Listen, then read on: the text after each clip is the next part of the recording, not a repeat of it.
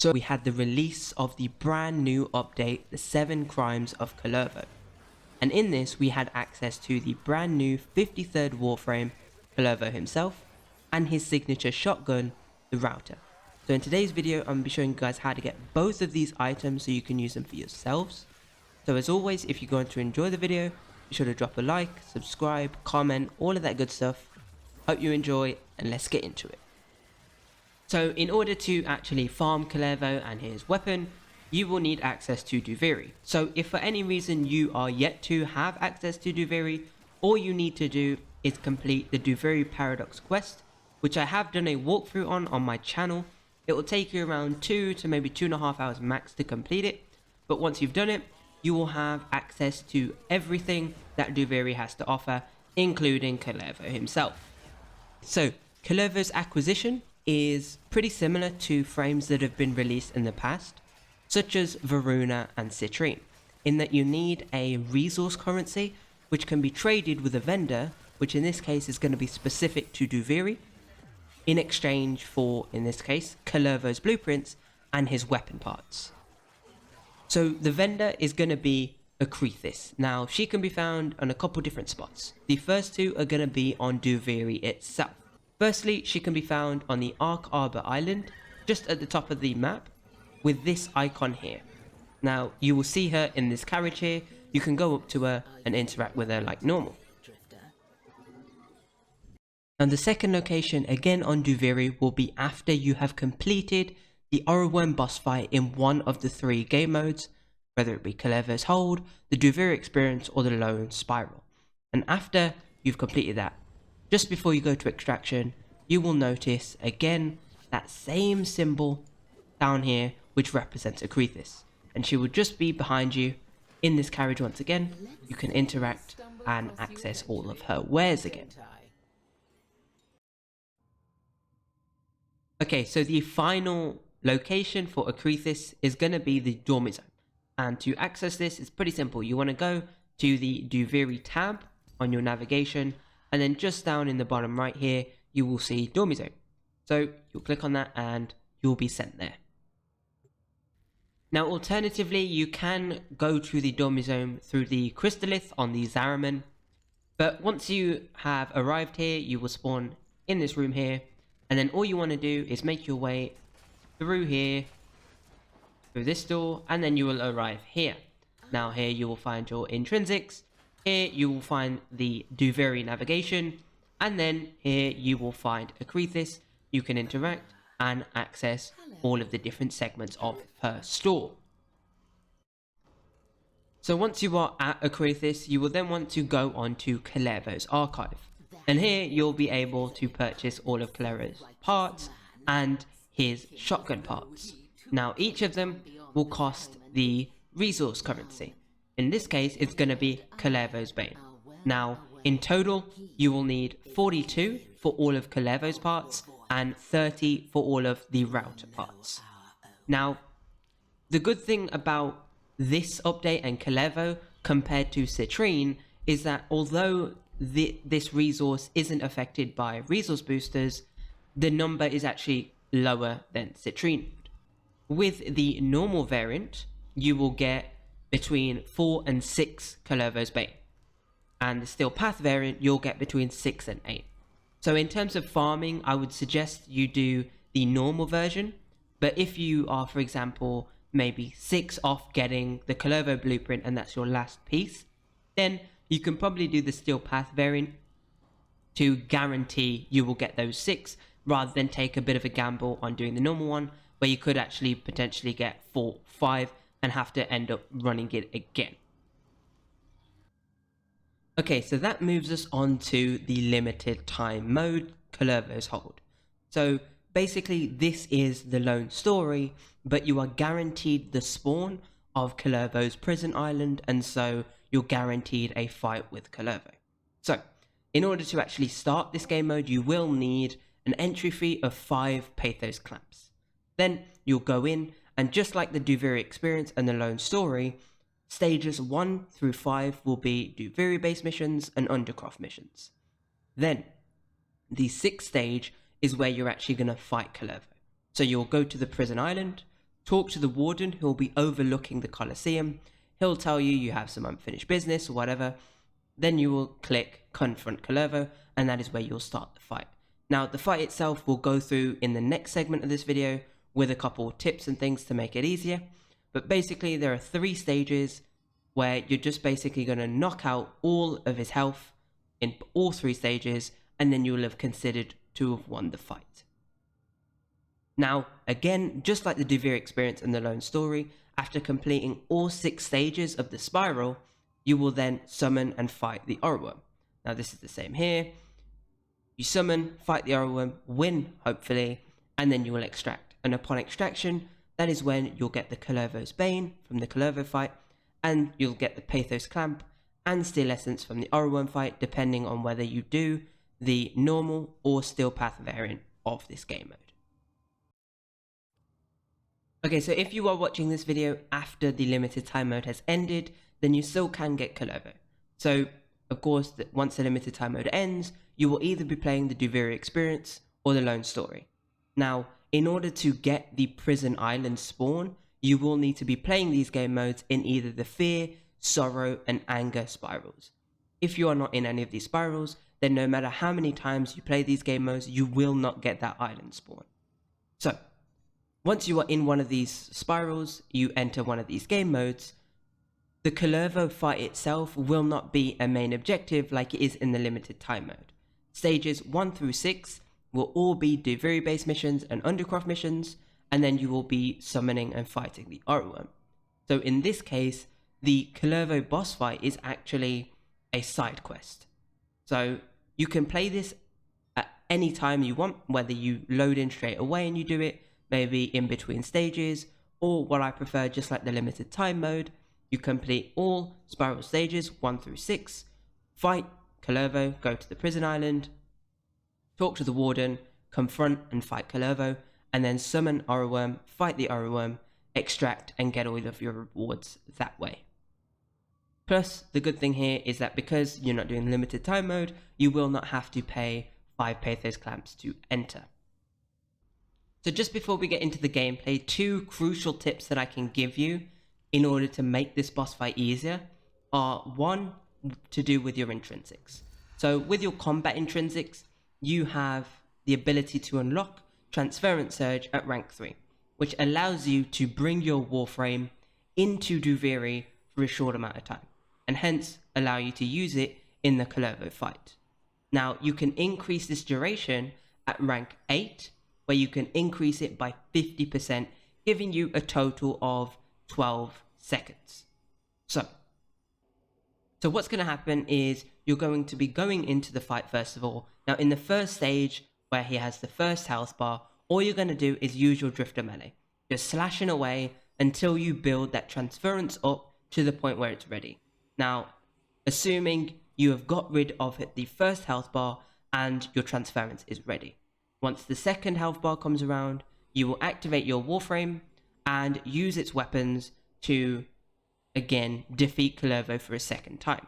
Now, this should be done fairly quickly because you are, rather than just using a Drifter melee, you're using a lot more powerful weapons and potentially using Warframe abilities such as Mirage's Eclipse, Runner's Roar to buff your damage even more. Now, you'll only have 12 seconds, so it does need to be fairly quick. But don't worry if it's not, you can always rebuild that transference back up by, again, continuing slashing with your Drifter melee, and then once it's ready, activate it again. It's not a one-time thing, and it doesn't have a cooldown either. So in terms of Drifter melees that can actually help you build that transference up quickly, I would either recommend the Siam or the Azothane.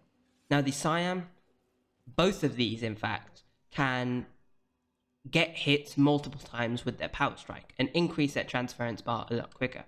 So with the Siam, you don't actually need to be directly in front, you can be slightly to the side, but you do need to be close. And then Power Striking, you are going to get a bunch of hits on. Now with the Azothane, however, you do need to be both close and in front. Because if you are too far out, then the projectiles it sends out can spread out too much and you potentially don't hit any of them and don't contribute to your transference, as you see. But if you go up close and are directly in front, then all of them will hit. And again, contributing to that transference bar, allowing you to go into your Warframe mode. So the next thing we're going to talk about is melee decrease. Now odds are, if you are in a 4-man squad doing either the limited time mode or any of the others, all 4 of you should have enough damage output for the R1 boss fight, especially if you're doing it on the normal variant. So putting more emphasis on your melee weapon is going to be the best bet here. But on the boss fight that I did show you in this video, I had a total number of 9 decrees, and 4 of those were affecting my melee weapon. Now as you saw in that gameplay, it was doing really well. But what I'm trying to say is, if you do need to spare 2-3 decrees for the R1 fight or the Undercroft, then you can do so. But of course, the more melee decrees you have on there, the easier the boss fight is going to be. Now I know that as part of getting Kullervo, you do need to do the R1 boss fight, so I will leave the guide that I have done on that in the description if you want to go check that out too. Now when it comes to choosing these different decrees, it depends on what you want to do. So you can either play on your weapon strength, weakness, or both. Now if you're doing both, this does heavily rely on the fact that you get all of these melee decrees in your selections. So it is really out of your control if you can do both, but you can either do the strength or the weakness. So what do I mean by this? Well, the Siam has a higher status chance than it does crit chance and crit damage. So you could play on that fact and use status or elemental based decrees. Or on its weakness, you could pick the crit chance, the crit damage based decrees.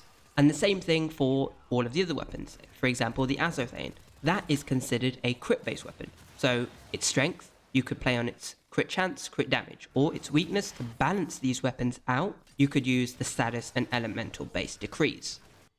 Okay, so for the actual final Kullervo battle, you first want to go talk to the warden. Now, he's easy to find. He will just be at pretty much the highest point on the prison island, and he'll be overlooking the Colosseum. Then, once you're here, you just simply talk to him.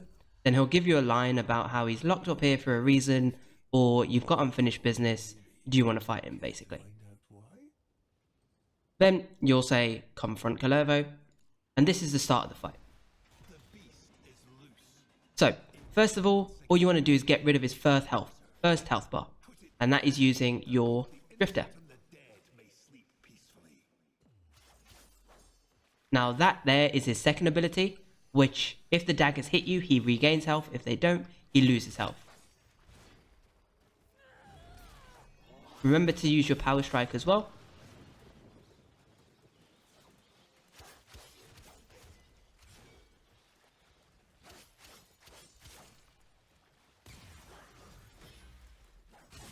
Okay, then once you get rid of his first bar, that's all good.